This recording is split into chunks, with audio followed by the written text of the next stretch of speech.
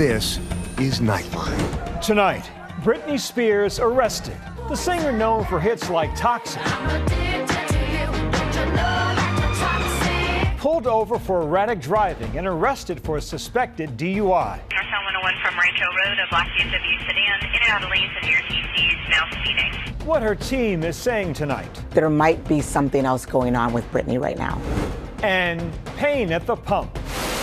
As the Pentagon touts its success in Iran, the economic impact being felt here at home from small business owners. It's just amazing how world problems impact our business. To the rising cost of gas. We are talking about Americans paying almost $100 million more per day for gas than they were a week ago. How much higher can it go? War with Iran. Nightline special coverage continues. Tonight is day 6. Plus, Spencer Pratt, the reality villain on The Hills. That's why you're not in my life, you crazy bitch. What was really going on behind the scenes? I thought I was playing the game. I was just getting played. Now an aspiring mayoral candidate. You are the self-proclaimed guy that people love to hate, and yet you now want them to vote for you. How he says losing it all in the wildfires changed him. Is his new mission for good or for gain?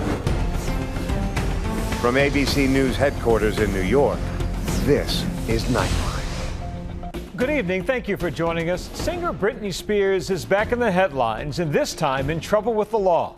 California Highway Patrol officers pulling her over last night and arresting her for a suspected DUI. It's just the latest in a series of struggles faced by the pop princess who once reigned supreme. Here's my Nightline co-anchor, Juju Chang. Northbound 101 from Rancho Road, a black BMW sedan in and out of lanes and near TC, now speeding. That black sedan, driven by pop superstar Britney Spears. The 44-year-old was pulled over alone for erratic driving Wednesday night in Ventura County, not far from her home. According to law enforcement sources, she was stopped by the California Highway Patrol and held suspected of driving under the influence. 3 just past Moore Park in the number 2 lane. Authorities say the singer was stopped after police were notified that a black BMW was weaving at a high rate of speed, in and out of lanes, almost causing crashes. Spears showed signs of impairment and submitted to a series of field sobriety tests, according to the California Highway Patrol, and was later arrested for suspicion of driving under the influence of a combination of alcohol and drugs. There were reports of erratic driving, and Britney Spears was booked, arrested in Ventura County out here in California, and she was released early Thursday morning. Fans across social media reacting with mixed feelings for the star. I hope that this will be the consequence that changes her behavior. She needs help. She has been through a lot. Hollywood took that young girl at the time, chewed her up, drained her of everything, and then spit her out like she was trash. You can be a fan of Britney and still admit that she needs some sort of support. The singer's arrest comes amid a series of recent headlines about her personal life after gaining independence from her conservatorship in 2021. In 2024, the singer finalizing her divorce from model Sam Asghari following a brief year-long marriage. And just last month, the sale of her entire music career's catalog, making waves, in a deal reportedly valued at $200 million, containing some of the biggest pop hits of the new millennium. Like Baby One More Time. Oops, I Did It Again.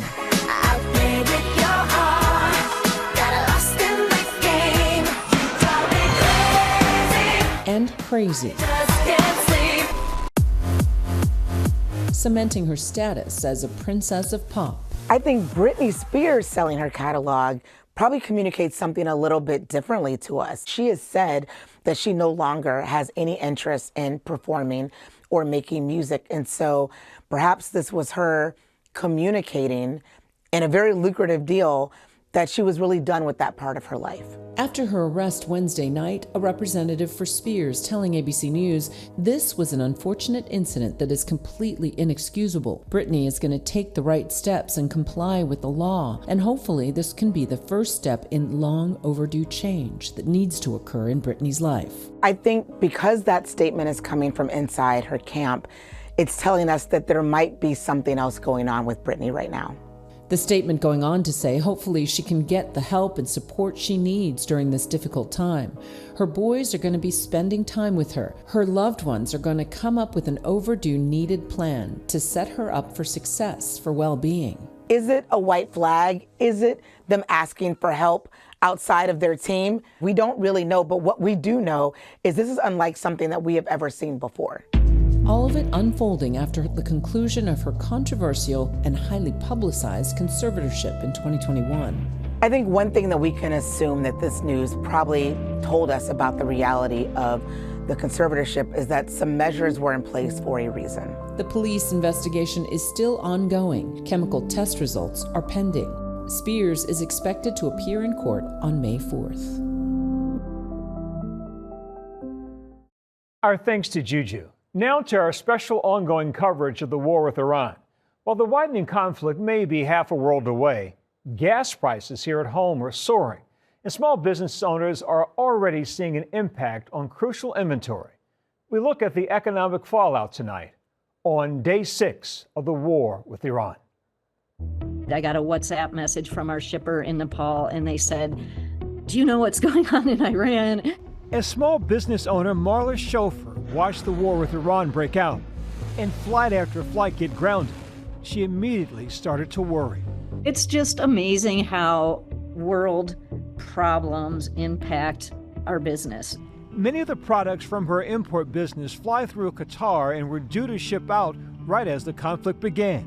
Martha's company, called Winding Road, is a dream realized. I travel to other countries and I set up and work with different artisan groups to produce handbags and home decor. Over 15 years, it's grown into a thriving business with her goods in more than 3,000 retail stores across the world.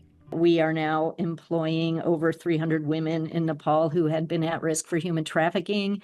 We contribute to their children's education. We provide them with, health care. So I do feel like we are making a difference in people's lives. But the journey hasn't been without roadblocks. The latest coming just this past weekend. There's people, thousands and thousands of people stranded that can't get out. There's goods in cargo that can't get in or out. With the U.S. ramping up the war effort in Iran, we're destroying more of Iran's missiles and drone capability every single hour, knocking them out like nobody thought was possible.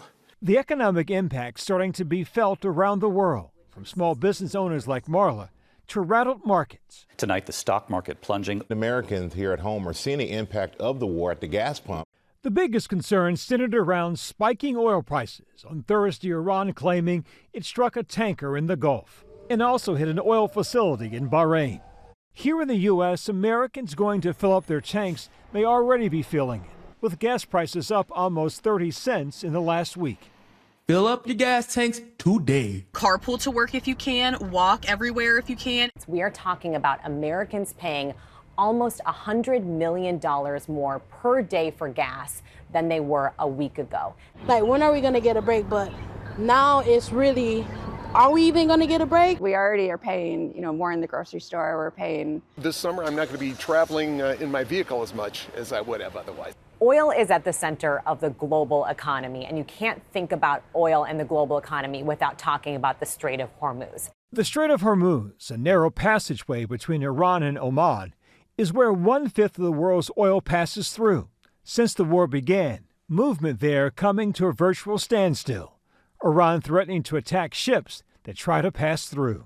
The U.S. is the biggest producer of oil in the world, but the reality is oil trades in a global market. So even though we make a lot of our own oil, the price of oil depends on oil all around the world and what's happening with supply and demand. And when you see this huge part of the market right now virtually shut down, that affects the prices that we pay. President acknowledging the rising prices earlier this week. If we have a little high oil prices for a little while, but as soon as this ends, those prices are going to drop, I believe, lower than even before. And now the Treasury Department unveiling a new plan to try and lower oil prices by facilitating the sale of Russian oil to India. This is no change in policy towards Russia. This is a very brief change in policy just to keep oil prices down a little bit better than we could otherwise. The latest crisis in Iran making some flashback to lines like these in the late 1970s, when gas prices soared. Tell me what you think of this $1 a gallon gasoline. Outrageous. Outrageous. Shortages causing runs on gas stations. And you've been in line how long? About 30 minutes. You angry at anybody? I'm angry at Carter, but who isn't? America's gas crisis, a result of the bloody Iranian Revolution. We are undoubtedly in a different place right now in the global oil market than we were in the 70s. There is a lot more production coming out of the United States. That is one big factor. We have other energy sources like renewable energy. Natural gas is another big factor. Pain at the pump might just be the beginning. Experts say higher fuel costs could trickle down to the grocery store and airline tickets. Back at her warehouse, Marla is now stuck in a waiting game. She had to get creative to find an alternative route for her goods. The next thing we could find open was on Cathay Pacific through Hong Kong, but that's going to take an extra 10 days, and that's going to cost a lot more money. For now, she hasn't decided if she'll have to increase her prices or if she'll just eat the cost. She recently raised prices because of the tariffs. We just keep going forward. I think that's just what we have to do. I think we'll get through it, but it's not business as usual.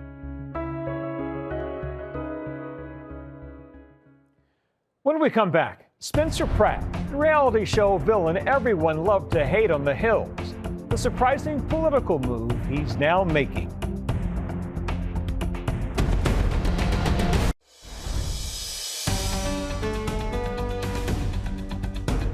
Welcome back. Spencer Pratt made a living and developed a following by being a reality TV show jerk. It wasn't all an act, and what really went on when the cameras were off. My Nightline co-anchor Juju Chang recently sat down with him. Here again is Juju. I don't think Spencer Pratt was cast as a villain. You're the lamest girl in this club.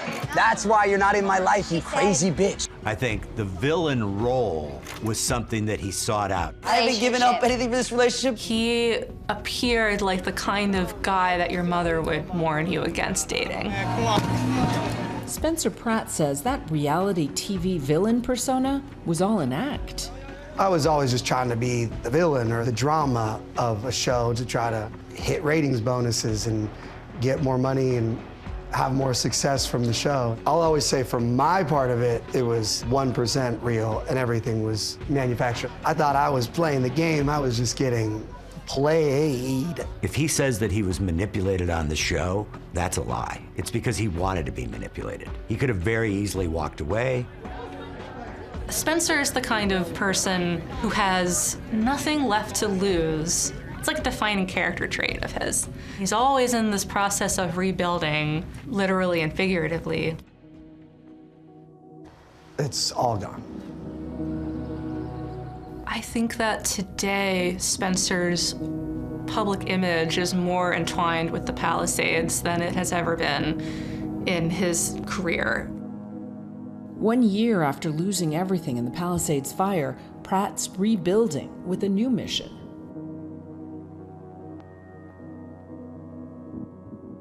You see it on the videos, you see news, but until you drive around here, and a lot of people can't do it. You know, I'm different because it pumps me up on my crusade. It feels like you're on a crusade. Oh, 1,000,000,000,000%. In the aftermath of the fires, Spencer has launched a mayoral campaign, running to be the mayor of Los Angeles.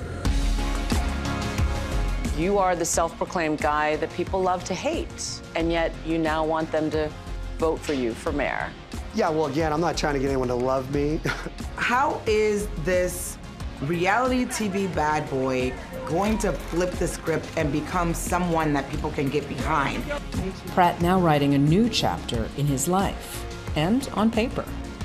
And I'm not sure if the book is the opportunity to bring attention to the mayoral campaign or if the campaign is the opportunity to bring attention to the book. But certainly it seems to be convenient timing. Please don't tell me you're running for mayor to boost your book sales.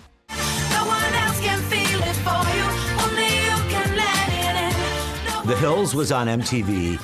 It had an iconic main theme song called Unwritten, which was performed by Natasha Bedingfield.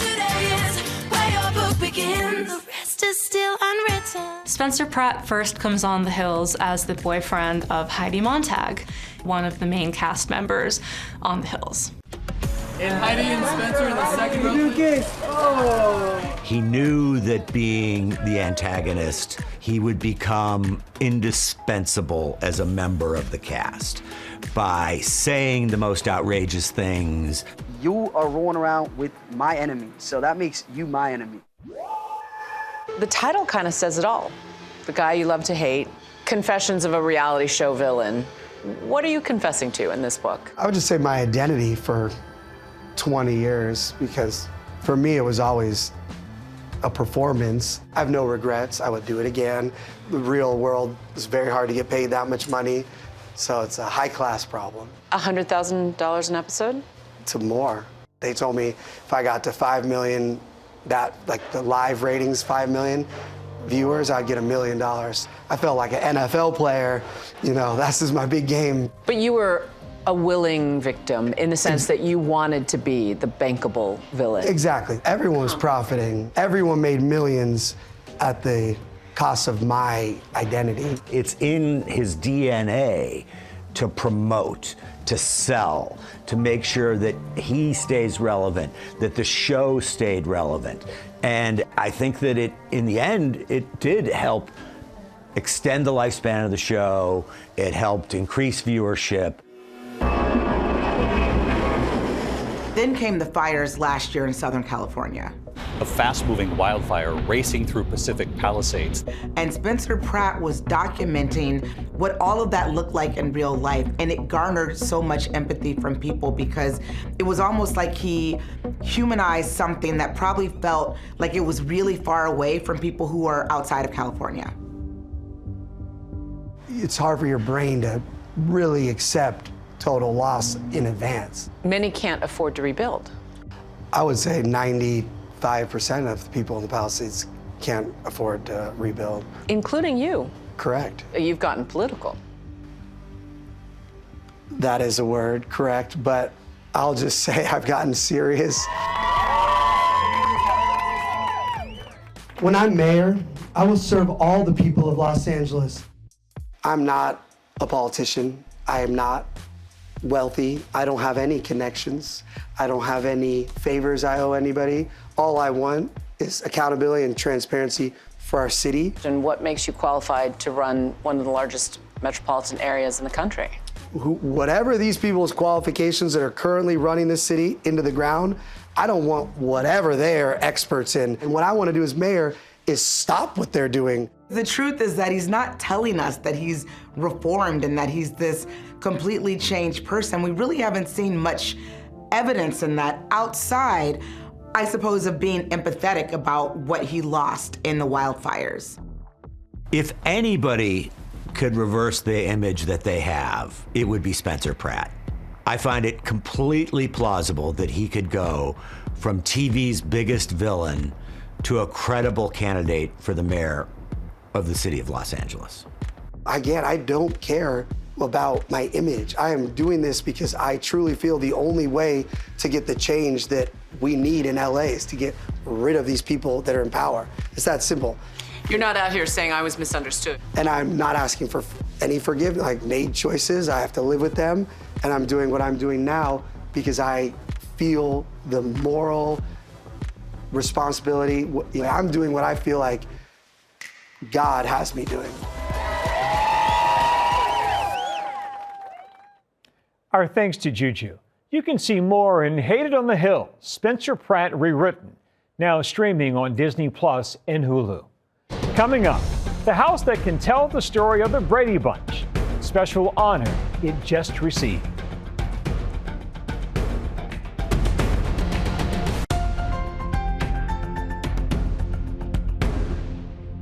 And finally, the Brady Bunch house. It's tonight's Nightlight. The California home that was backdrop for the famous moments that had so many of us saying, Marsha, Marsha, Marsha. Well, all I hear all day long at school is how great Marsha is at this or how wonderful Marsha did that. Marsha, Marsha, Marsha.